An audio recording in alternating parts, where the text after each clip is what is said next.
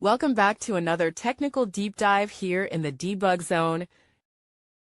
Today we're tackling a big question and breaking it down with insights from other users. Hopefully this clears up some misconceptions and helps you get the answer you need. So buckle up, stay a little curious, and let's jump right in.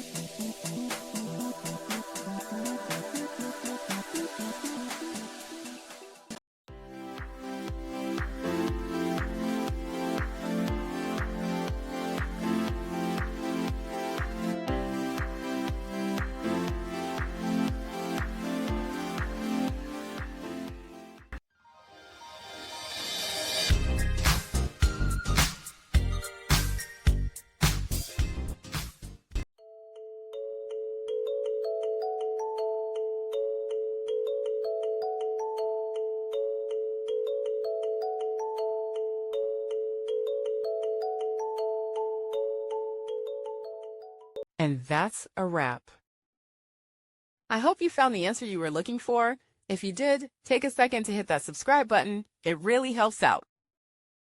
And let me know in the comments which solution worked best for you. See you next time in the debug zone.